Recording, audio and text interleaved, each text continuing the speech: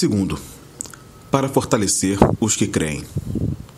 Os benefícios da apologética em sua vida pessoal como cristão são imensos. Vou mencionar 3 deles. Primeiro, saber em que e por que você crê vai lhe dar mais confiança na hora de compartilhar sua fé.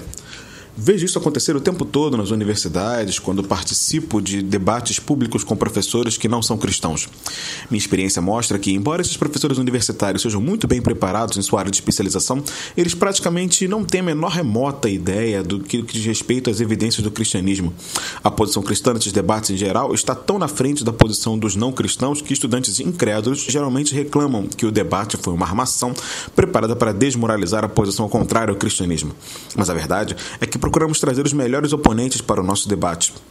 E eles, em geral, são escolhidos pelo próprio grupo de ateus das universidades. Já os estudantes cristãos, ao contrário, saem desses debates com o peito cheio de orgulho por serem cristãos. Certa vez, um estudante canadense me disse após um debate: "Mal posso esperar para compartilhar a minha fé em Cristo." Pessoas que não são treinadas na apologética costumam ter medo de compartilhar sua fé ou falar de Cristo por temerem que alguém lhes faça alguma pergunta.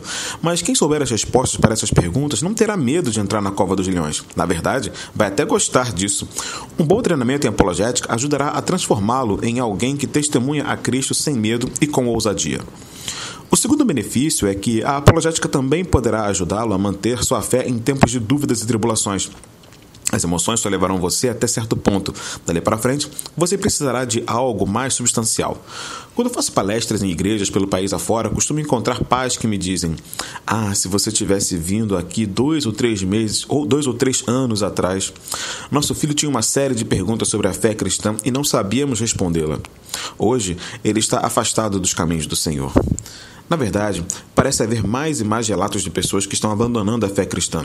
Um ministro cristão na Universidade de Stanford recentemente me contou que 40% dos estudantes cristãos de 2º grau que pertencem a grupos de jovens de igrejas vão se afastar das igrejas totalmente depois de formados. Estamos falando de 40%. O que está acontecendo não é que eles estejam perdendo a fé no ambiente hostil das universidades. Ao contrário, muitos deles já tinham abandonado a fé quando ainda participavam de um grupo de jovens, mas continuaram deixando-se levar até que estivessem fora do alcance da autoridade dos pais. Em minha opinião, a igreja está realmente falhando com esses jovens.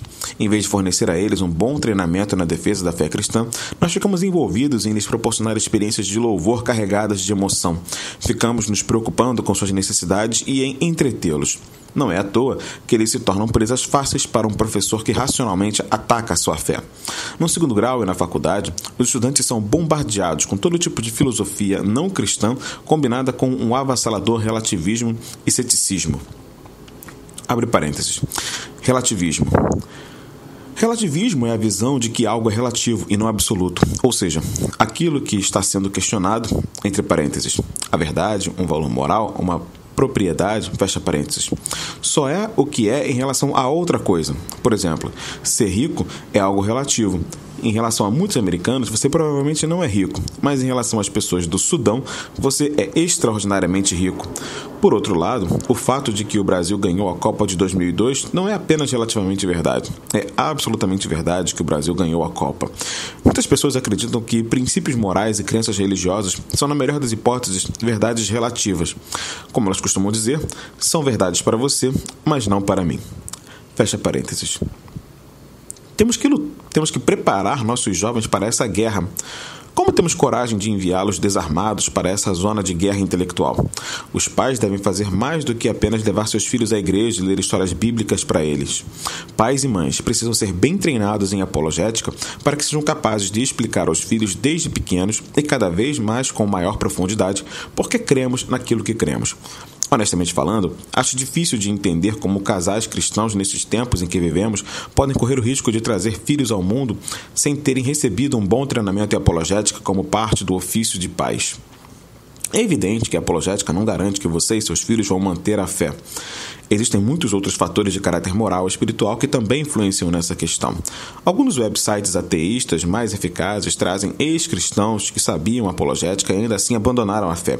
Mas se você olhar bem de perto os argumentos que eles usam para justificar o abandono da fé, verá que em geral são argumentos fracos e confusos.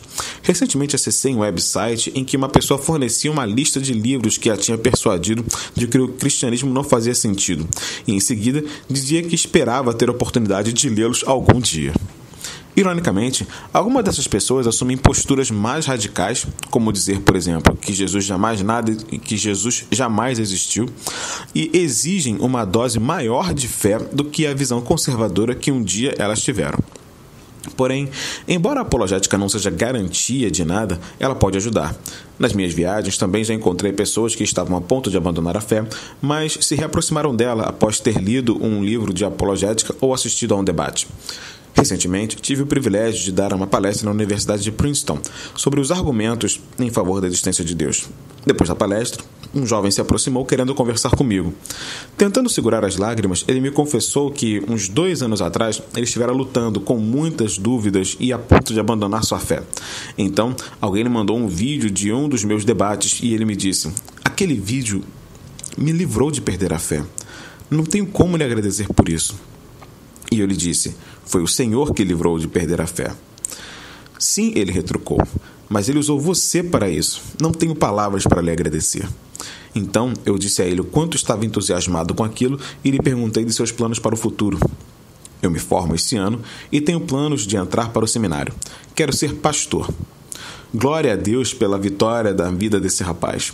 Quando se está passando por um período difícil e Deus parece distante, a apologética pode ajudar a pessoas a se lembrar de que sua fé não está baseada em emoções e que, portanto, é necessário permanecer firme na fé.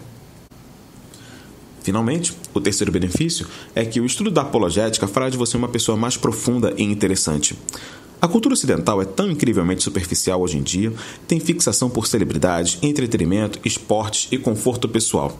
Estudar apologética fará você deixar tudo isso de lado e ir à busca das questões mais profundas sobre a existência e a natureza de Deus, a origem do universo, a fonte dos valores morais, o problema do mal e do sofrimento e assim por diante. À medida que for buscando respostas para essas questões, você mesmo vai sendo transformado e se tornará uma pessoa mais profunda e bem preparada. Aprenderá a pensar de forma lógica e a analisar o que outras pessoas falam, em vez de dizer timidamente, abre aspas, "eu me sinto dessa forma sobre tal assunto, veja bem, é só minha opinião", fecha aspas. Será capaz de dizer, entre aspas, "eis o que eu penso de tal assunto e essas são minhas razões para pensar assim", fecha aspas. Como cristão, você começará a apreciar com mais profundidade as verdades cristãs sobre Deus e o mundo e a perceber como todas elas se encaixam para formar uma cosmovisão cristã.